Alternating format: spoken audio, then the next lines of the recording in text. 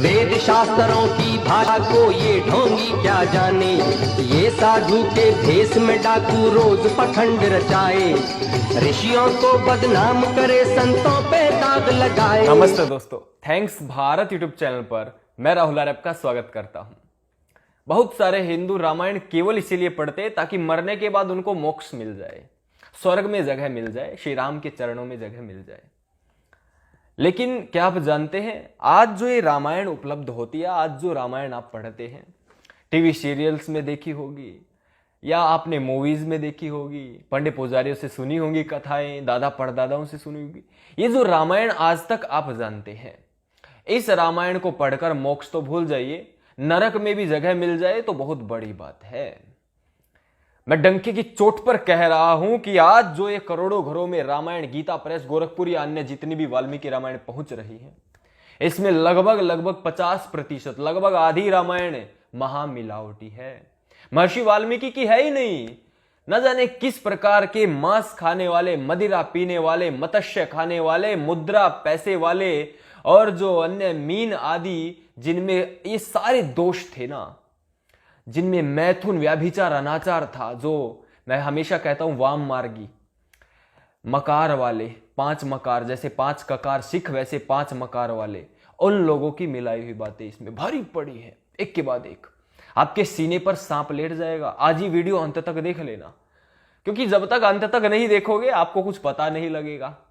तो अंत तक देखना, आपके सीने पर जो सांप लेटेगा उस सांप को दूर भगाने का कार्य भी अंत में मैं कर दूंगा।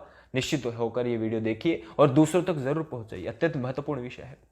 मुसलमान और ईसाई और बहुत सारे नास्तिक लगातार प्रश्न दाग रहे हैं और लगभग सभी प्रश्नों का उत्तर रामायण पर मैं दे चुका हूं, लेकिन 2 प्रश्न अभी भी उठ कर आ रहे हैं। पहला प्रश्न ये कि श्री राम ने अपनी पत्नी सीता को, गर्भिणी पत्नी सीता को घर से क्यों निकाला? बहुत बड़ा प्रश्न है। मानकर चलिए यदि इसका उत्तर नहीं मिल रहा है किसी को, तो आप और हम किसी काम के नहीं है, और सनातन धर्म में कोई पंडा पुजारी सामने आकर इस प्रकार की शंकाओं का समाधान नहीं कर पा रहा, तो नौजवान कहां जाएंगे? पहला प्रश्न। दूसरा प्रश्न जो उठता है लव कुश का, भैया ये लव कुश का क्या मैटर है? ये श्री राम के जो पुत्र आदि थे, ये क्या चक्कर क्या है ये? तो चलिए दोनों को हम प्रारंभ करते हैं और इसी वीडियो में पूरा अंत तक आप समझ जाएंगे कि पूरा विषय प्रकरण क्या है। लेकिन जब तक आपने मेरी पिछली वीडियो नहीं देखी है, तो जब तक आप वो वीडियो नहीं देखेंगे तब तक इस वीडियो को देखने का कोई भी लाभ नहीं होगा, आपका कोई फायदा नहीं होगा, आपको ये विषय पूरा समझ में नहीं आएगा। मैंने एक वीडियो बनाई थी अग्नि परीक्षा पर।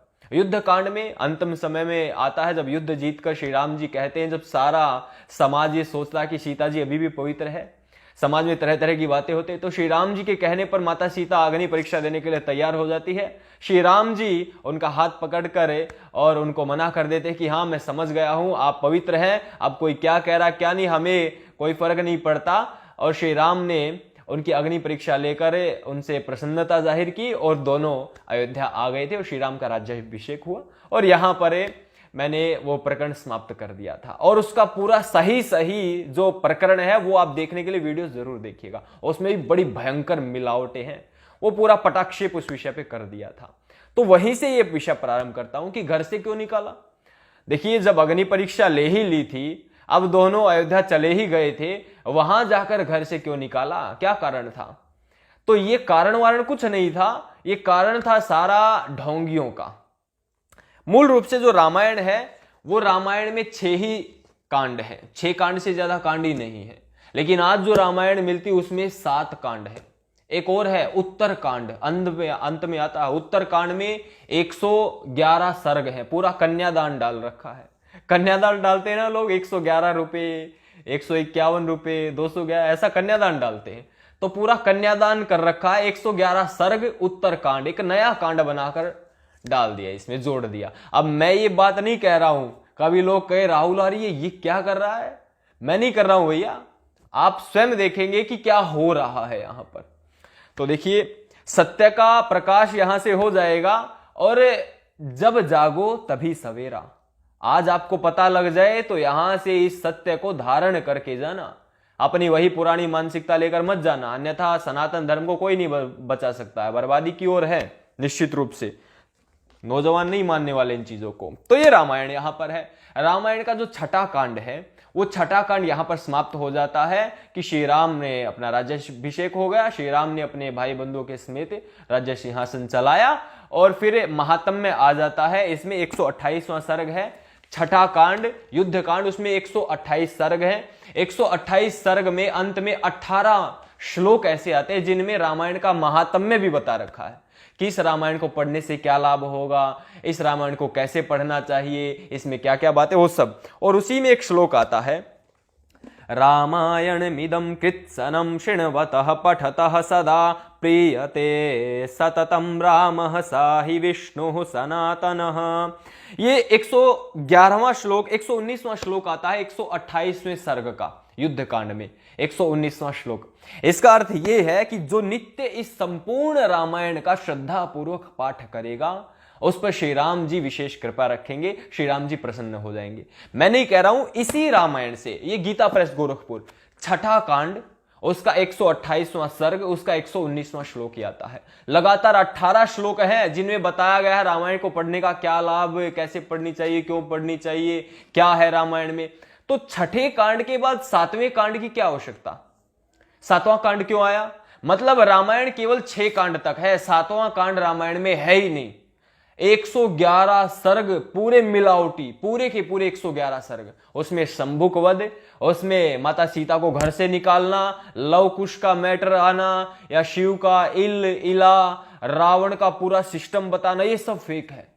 पूरा का पूरा कांड ही मिला दिया ढोंगियों ने, पूरा कांड, ये रामायण का हिस्सा नहीं है। यदि कोई भी माई का लाल सातवें कांड को, उत्तर कांड को रामायण का हिस्सा सिद्ध करता है तो राहुल आर्य उसका चैलेंज स्वीकार करता है। मेरे साथ शास्त्रार्थ कर सकता कोई भी भारत देश या पूरे के पूरे विश्व का कोई भी पंडित, कोई भी पुजारी, कोई भी कितना ही बड़ा विद्वान हो, मैं उसका चैलेंज यहां पर स्वीकार करता हूं। जो माइका लाल ये सिद्ध कर दे उत्तर कांड वाल्मीकि रामायण का हिस्सा है, कोई भी, मैं यहां पर खुले चुनौती दे रहा हूं। इस वीडियो को आप सब जगह शेयर करिए, इस हिस्से को कट करके भेजिए कि राहुल आर्य चुनौती दे रहा। और ये पंडे पुजारी, ये गुरु घंटाल इसी उत्तर कांड का पाठ हर हिंदू के घर में जाकर करते हैं और हिंदू मूर्खतापूर्ण होकर के और एक बुद्धिहीन होकर के इन पाठों को करवाता, अपने घरों में रात्रि जागरण करवाता। उन गुरु घंटालों को 11,000, 21,000, 51,000, 1 लाख रुपए भी दे देता। जो रामायण का हिस्सा नहीं है उसका पाठ हो रहा है हिंदुओं के घर में। नाश किसका होगा? मोक्ष मिलेगा या नरक मिलेगा? स्वर्ग मिलेगा या नरक मिलेगा? अब मैं तो आपसे ज्यादा बुद्धिमान नहीं हूं, बहुत सारे लोग तो बहुत ज्यादा बुद्धिमान होंगे, अपने आप को मानते भी होंगे, आजकल तो सब विद्वान हैं, लेकिन बहुत सामान्य मैंने यहां पर श्लोक पढ़ा है इसी मिलावटी से। लेकिन अभी इतने पेज हैं, दिख रहे हैं ना, इसी में फिर ये उत्तरकांड पूरा आता है। मैं इसी उत्तरकांड से इसकी पोल खोलता हूं पूरे विषय की। 9 से 34 सर्ग उत्तरकांड, जो 7वां कांड है, उसमें 9 से लेकर 34 सर्ग तक रावण की महिमा की गई है, उसका बाल्यकाल, उसका पूरा जीवन बता दिया रावण का। इसमें एक दुष्ट का जीवन 7वें कांड में जानते हो किसने किया? जन्म से जो ब्राह्मण है ना, उन्होंने रावण को सर्वश्रेष्ठ शिरोमणि महाविद्वान घोषित करने के लिए 9 से 34 सर्ग में रावण की महिमा मंडित कर दी। जो जन्म से ब्राह्मण है, अरे ब्राह्मण है, महर्षि वाल्मीकि थे, जिन ब्राह्मणों के बल पर ये आर्यवर्त महान बना। इस आर्यवर्त ने 1,96,48,53,119 वर्ष यहां पर राज किया, पूरे संसार को आगे बढ़ाया। विश्व गुरु हम रहे उन्हीं ब्राह्मणों के बल पर। उन्हीं ब्राह्मणों के आने वाली संतानों ने, बच्चों ने धर्म से भ्रष्ट होकर ऐसी महामिलावटें ग्रंथों में की है। बहुत बड़ा आरोप लगा रहा हूं। और इतना ही नहीं, 9 से 34 तक तो रावण को महान बता दिया। उसके बाद वृत्रासुर जो महान राक्षस था उसका वध इंद्र ने कर दिया, तो इंद्र को ब्रह्म हत्या लग गई। अरे एक महापापी दुष्ट यदि ब्राह्मण है तो उसका वध करने पर इंद्र को क्यों लगा भैया, ब्रह्म हत्या का पाप क्यों लगा? वहीं जो ब्राह्मण थे, सच्चे ब्राह्मण थे, महर्षि मनु, उन्होंने तो कहा 16 गुना दंड लगना चाहिए ब्राह्मण पर। 16 गुना दंड ब्राह्मण पर क्यों लगना चाहिए? या उससे भी अधिक, यदि एक 4 रुपए किसी पर दंड लगता है तो फिर वैश्य शूद्र पर, तो वैश्य पर कितना लगना चाहिए? वैश्य पर फिर 8 रुपए या 16 रुपए लगना चाहिए। या उससे आगे आप जाओगे, क्षत्रिय पर 32 रुपए तक लगना चाहिए, ब्राह्मणों पर 64 रुपए तक। इतना गुना अधिक बताया है महर्षि मनु ने ब्राह्मण पर। क्यों? क्योंकि वो ज्यादा बुद्धिमान है। ज्यादा बुद्धिमान व्यक्ति जो पढ़ा लिखा, जिसको सब अच्छे बुरे का पता है, वो यदि गलत काम करता है तो उसको दंड भी अधिक ही मिलेगा, ये महर्षि मनु ने कहा है। और यहां एक राक्षस का वध करने पर भी ब्रह्म हत्या का पाप इंद्र को लग जाता है। ये 7वें कांड की महामिलावट बता रहा हूं आपको। और आगे बढ़ते हैं। इसमें कोई इल है राजा, उसको इला बना दिया, 1 महीने पुरुष रहता है, 1 महीने स्त्री रहती है। भगवान शिव ने न जाने क्या क्या कथा इसमें आ गई, एक के बाद एक ऐसी कथाएं हैं, आपका सर चकरा जाएगा। उसके बाद फिर आता है 43वां और 44वां और 45वां सर्ग। 43वें सर्ग में श्री राम जी अपने मित्रों के साथ बैठे हुए हैं और वो हास्य विनोद की कुछ कथा कहानियां उसके मित्र श्री राम जी को सुना रहे हैं। एक मित्र ने कहा कि आपकी चारों ओर बड़ी ही अच्छी छवि बनी हुई है, लोग आपकी प्रशंसा करते हैं और सब खुशी हैं। कुछ छोटी मोटी बातों को छोड़कर ऐसा कुछ आता है। श्री राम जी के मन में एकदम से विचार आया कि ऐसा क्या है, कुछ नकारात्मक विषय भी इसका मतलब। तो दबाव डालते पूछते हैं कुछ गलत भी चल रहा है नगर में हमारे विरुद्ध। तो कहते हैं कि माता सीता के विरुद्ध कुछ नगर में गलत चल रहा है कि श्री राम ने एक स्त्री के वशीभूत होकर के जो रावण के यहां रहकर आई उसे अपना क्यों लिया। ये बात नगर में चल रही अयोध्या में। श्री राम को बड़ा आघात हुआ। जो बात युद्ध कांड में हो चुकी है कि सारे समाज में एक फैली हुई थी कि सीता वहां रही, सीता वहीं, तो वहां पर सीता जी की अग्नि परीक्षा हो गई। सारे समाज में उनकी पवित्रता की जो है कथा कहानियां प्रचलित हो गई। अब इस उत्तरकांड में फिर से वो डाल दिया। मूर्ख है क्या, दोबारा से वो विषय आ गया यहां पर कि श्री राम जी के नगर में फिर से माता सीता के विरुद्ध चर्चा चल पड़ी। अब राम जी का माथा ठनका, सारे भाइयों को बुलाया और कहा देखिए ऐसी ऐसी बात चल रही है, मैं इसको सहन नहीं कर सकता हूं। लक्ष्मण तुम सीता को कहीं जंगलों में छोड़ आओ। अब लक्ष्मण सीता जी को जंगलों में छोड़ आते हैं। ये 43, 44 और 45वें सर्ग की बात कह रहा हूं मैं। तो 44वें सर्ग में माता सीता को लक्ष्मण जी छोड़ आते हैं जंगलों में। वहां पर माता सीता कुछ उनको बुरा भला भी कहती है, कुछ कठोर शब्द कहती है। माता सीता वहां विलाप करती है, लक्ष्मण वहां से आ जाते हैं। फिर लक्ष्मण जब वहां से आते हैं वो भी दुखी होती है। फिर वहां पर 4-5 सर्ग बड़े मिलावटी भयंकर आते हैं। उसने उसको श्राप दे दिया, दोनों ने एक दूसरे को श्राप दे दिया, दोनों मर गए। ऐसी ऐसी अनेकों कथा कहानियां फिर बीच में आती रहती है। कहीं की ईंट कहीं का रोड़ा, भानुमति ने कुनबा जोड़ा। आपको पढ़ने की आवश्यकता नहीं, महामूर्खों की लिखी हुई बातें हैं। तो उसके बाद माता सीता को महर्षि वाल्मीकि अपने आश्रम में ले गए। वहां पर लव कुश आदि हुए, वो आगे की बात है। फिर जो भगवान श्री राम है उन्होंने जो वहां पर यज्ञ करवाने की ठान ली और यज्ञ करवाने के लिए 94वां सर्ग यहां पर आता है। यज्ञ में महर्षि वाल्मीकि भी आए। तो महर्षि वाल्मीकि अपने साथ लव और कुश को ले आए। लव और कुश थोड़े बड़े हो चुके थे। श्री राम का यज्ञ चल रहा था, अश्वमेध यज्ञ चल रहा था श्री राम का। अश्वमेध यज्ञ में तरह तरह के अलग अलग स्थानों से ब्राह्मण आए हुए थे। महर्षि वाल्मीकि लव और कुश को लेकर आ गए। लव और कुश ने रामायण का गान सर्वप्रथम श्री राम के सामने और उनकी पूरी की पूरी मंत्रीगण की बैठक में राजसभा में गाया। सबसे पहले रामायण का गान उन्होंने पूरा किया वहां पर। और श्री राम जी बड़े प्रभावित हुए उन दोनों बच्चों से कि कैसे इन्होंने ये ऐसी कथा गाई है या किससे। तो श्री राम जी ने उनसे प्रश्न पूछे। वो प्रश्न मैं आपको यहां पर सुना देता हूं कि श्री राम जी ने उन दोनों बच्चों से, अपने ही बच्चों से क्या प्रश्न पूछे। श्री राम जी ने पूछा ये कथा किसने लिखी, ये कितनी बड़ी है, ऐसा ऐसा उन्होंने पूछा। तो इसमें कितनी श्लोकों की संख्या कितनी, ये श्री राम जी यहां पर पूछ रहे हैं। ये 94वां सर्ग आता है, मिलावटी उत्तरकांड का 94वां सर्ग, 94 सर्ग। तो वहां पर एक महत्वपूर्ण श्लोक आता है। कौन कहता है? लव और कुश कहते हैं, राजन आदि प्रभृति वैराजन 5 सर्ग शतानि च कांडानि षट्कृतानि सोत्तराणि महात्मना। उन महात्मा ने अर्थात महर्षि वाल्मीकि ने, मैं पूरा एक श्लोक पढ़ रहा हूं, बाकी आप पढ़ेंगे तो पता लग जाएगा। 24,100 उपाख्यान युक्त ये वाल्मीकि रामायण महर्षि वाल्मीकि ने लिखा है। तो इसका अर्थ ये निकलता है इस वाल्मीकि रामायण में 500 सर्ग हैं। कौन कह रहा है? लव और कुश श्री राम को कह रहे हैं। जब श्री राम ने पूछा कि इतना सुंदर गाया है, किसने लिखा, किसको पता है ऐसा ऐसा, तो वो सब बता रहे हैं फिर लव और कुश वहां पर खड़े होकर कि इसमें 6 कांड हैं और 500 सर्ग है। ऐसा इसका अर्थ निकलता है। फिर वो एक अर्थ और निकलता है इसका, इसके अतिरिक्त उत्तर कांड की भी रचना महर्षि वाल्मीकि ने की। क्या अर्थ निकलता है इसका? सीधा अर्थ निकलता है, राजन उन महात्मा ने आदि से लेकर अंत तक 500 सर्ग और 6 कांडों का निर्माण किया। 6 कांड और 500 सर्ग। तो ये 7वां उत्तर कांड कहां से आ गया? और फिर आगे जोड़ दिया, इसके सिवा उन्होंने उत्तर कांड की भी रचना की है। उत्तरकांड की रचना की नहीं थी। विश्वास दिलाने के लिए यहां का इसके अतिरिक्त उत्तरकांड भी लिखा है। मतलब पहले उत्तरकांड नहीं था, केवल 6 ही कांड रामायण का हिस्सा, उत्तरकांड रामायण का हिस्सा है ही नहीं। ये बात यहां सिद्ध हो रही है। लेकिन मैं आपको बहुत मोटी बात बताऊंगा, केवल इतना नहीं बताने वाला, मोटी बात आपको बताऊंगा। यहां पर 500 सर्ग की बात कही है, मैंने सारे सर्ग गिने हैं इसी गीता प्रेस गोरखपुर की रामायण की, और आपके पास जो रामायण हो ना गिन लेना। सारे 6 कांड के सर्ग गिने तो 6 कांड के सर्ग भी हमारे पास 534 सर्ग बैठते हैं, वो भी 500 नहीं है। लव और कुश कह रहे 500 सर्ग है इसमें।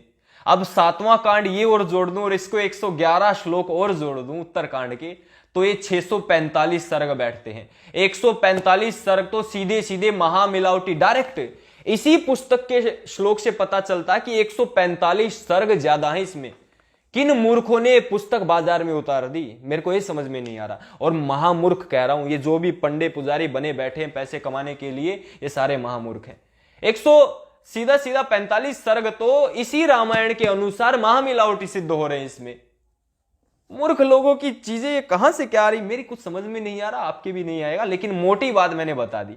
तो जो सीता को जंगल में छोड़ने की बात है, शंभुक का वध करने की, कि एक ब्राह्मण का बच्चा मर गया, और क्यों मर गया वो बच्चा, कि एक शूद्र तपस्या कर रहा है इसीलिए वो बच्चा मर गया। कोई शूद्र तपस्या नहीं कर सकता, नहीं तो ब्राह्मण मर जाएंगे, और श्री राम ने जाकर उस शंभुक को मार दिया।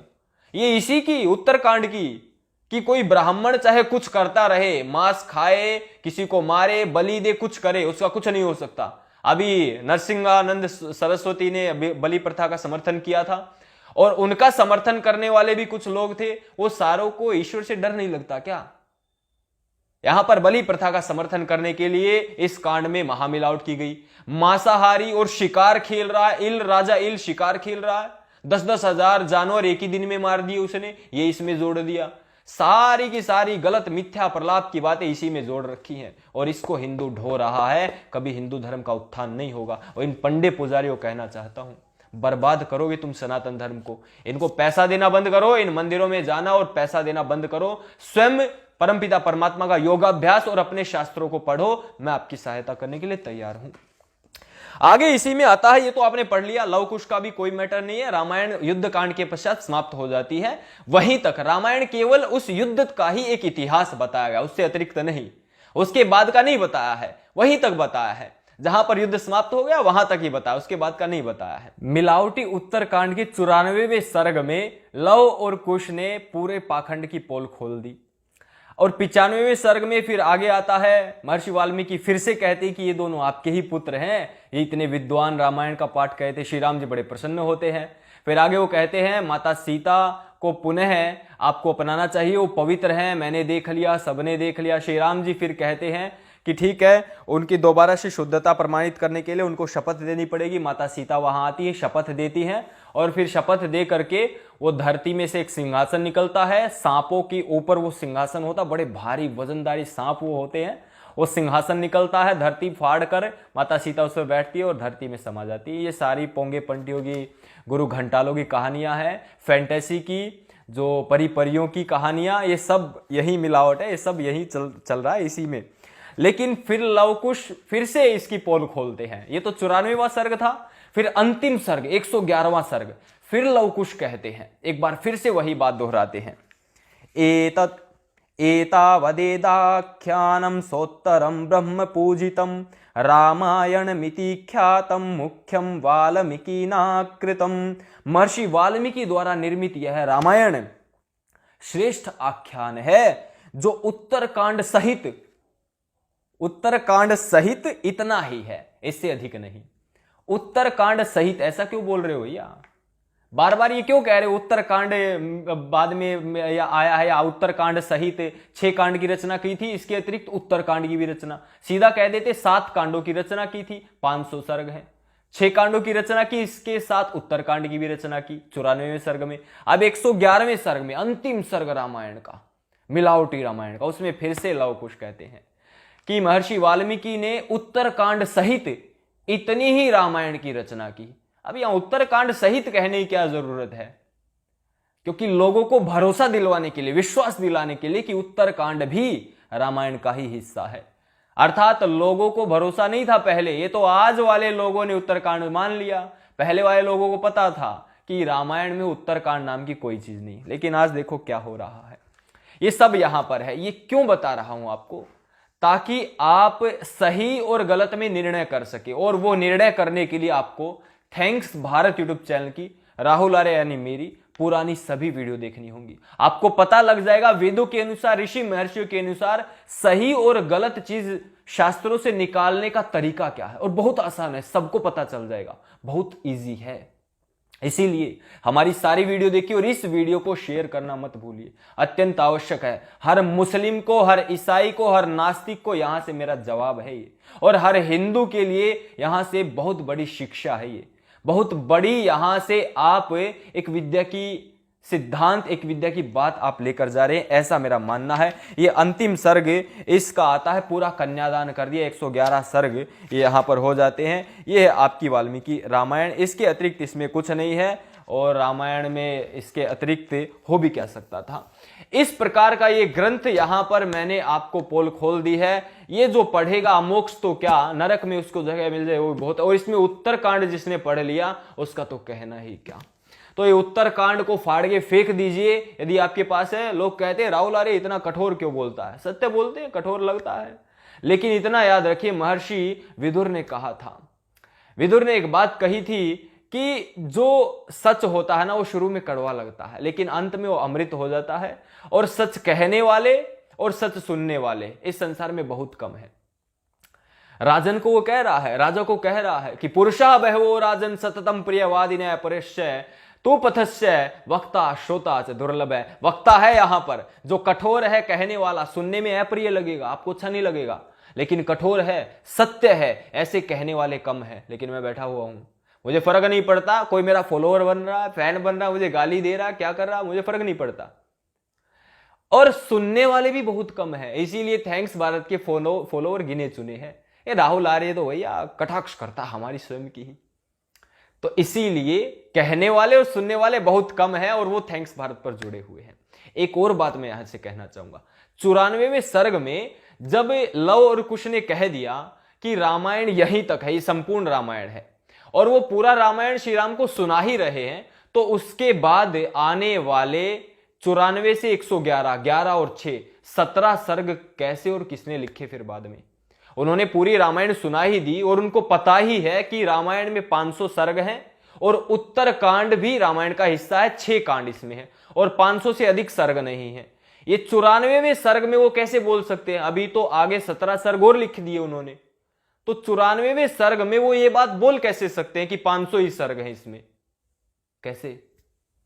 उसके बाद राम की भी, उसमें श्री राम की जो पानी में समाना आदि, माता सीता की भी बात, वो सारी बात उसके बाद आती है, उससे पहले वो घटना हुई ही नहीं थी। वो तो लव कुश के ये बात कहने के बाद घटित हुई है, और बाद में ये लिखी गई है।